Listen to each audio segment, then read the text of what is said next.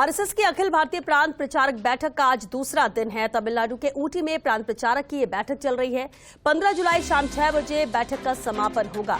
संघ प्रमुख मोहन भागवत भी बैठक में मौजूद है। दूसरे दिन शाखा स्तर के सामाजिक कार्यों का विवरण, परिवर्तन के अनुभवों का आदान प्रदान, वर्तमान स्थिति के संदर्भ में भी चर्चा हुई।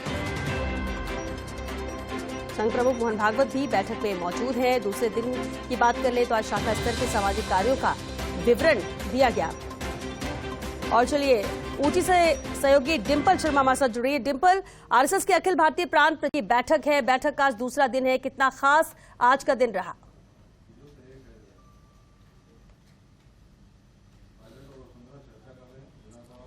देखिए बिल्कुल श्वेता, जैसा कि इस वक्त हम तमिलनाडु के ऊटी में मौजूद हैं और आरएसएस की साल की 3 बड़ी बैठकों में से दूसरी बड़ी बैठक यानी अखिल भारतीय प्रांत प्रचारक बैठक तमिलनाडु के ऊटी में आयोजित हो रही है। कल पहला दिन था। पहले दिन की अगर बात करें तो कई मुद्दों पर चर्चा हुई, जैसे कि प्रांत प्रचार, क्योंकि देश भर से प्रांत प्रचारक वहां पर मौजूद हैं, संघ के पदाधिकारी वहां पर मौजूद है और खुद संघ प्रमुख मोहन भागवत भी बैठक में मौजूद है। तो लगातार इस बैठक में देश भर से जो प्रांत प्रचारक है अपने अपने क्षेत्र की जो अनुभव है उनको भी साझा किया, क्योंकि देखिए 2025 में संघ को 100 वर्ष पूरे हो रहे हैं। वो 100 वर्ष पूरे होने से पहले संघ के जितने भी कार्य हैं उनकी योजनाओं की समीक्षा संघ करता है अपनी बैठकों से तमाम, क्योंकि देखिए 2025 में 1 साल और बाकी रह गया। 2025 लगते 100 वर्ष संघ को हो जाएंगे पूरे।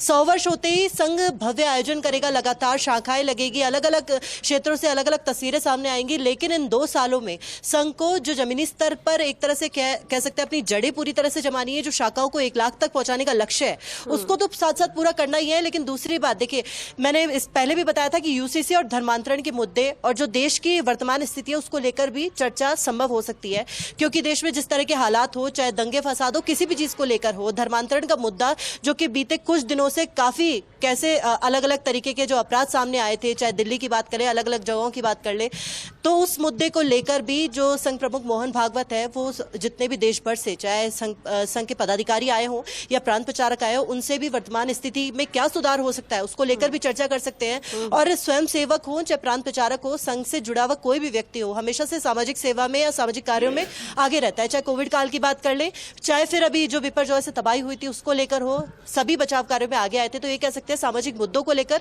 संघ हमेशा से आगे रहा है। और देखिए साथ ही साथ ये सब चीजों के इतर भी एक चीज कि विधानसभा चुनाव साल के आखिर में है, एक तरह से काउंटडाउन विधानसभा चुनावों का शुरू हो चुका है, सुखबुगाड़ राजनीतिक भी तेज हो चुकी है। लेकिन उससे पहले जो एक तरह से कह सकते हैं चाहे संघ का और भाजपा का राजनीतिक जुड़ाव खुलकर सामने नहीं हो या सामने तरीके से सामने नहीं आ पाता हो, लेकिन ये चीज सभी को पता है कि किस तरीके से आरएसएस एक तरह से बैकग्राउंड वर्कर हमेशा से रहा है, चाहे चुनावों में, चाहे और चुनाव राजस्थान के बहुत महत्वपूर्ण भी है, सभी पूरे देश की नजर रहती है राजस्थान के चुनाव में, क्योंकि यहाँ के जो एक क्योंकि इस साल में जो सियासी गणित बदले हैं कुछ, तो इस बार हो सकता है कि जो चुनावी तस्वीर है चुनावों में वो भी बदल सकते हैं, क्योंकि हर बार जो राजस्थान में एक तरह से कह सकते हैं कि एक बार कांग्रेस एक बार भाजपा का रहता है, लेकिन इस बार चुनौती दोनों के लिए है, क्योंकि कांग्रेस के पास भी अपनी योजनाएं हैं और दूसरी तरफ भाजपा है। भाजपा को उस पैटर्न पे भरोसा है कि एक बार कांग्रेस आई तो दोबारा भाजपा आएगी ही आएगी, लेकिन उसके लिए भी कार्य पूरी तरीके से, क्योंकि भाजपा की भी लगातार बैठकें हो रही है। और साथ ही साथ आरएसएस की बात कर ले, क्योंकि विधानसभा चुनाव के बाद लोकसभा चुनाव है, तो चुनावों से पहले अपनी जड़ें जमाना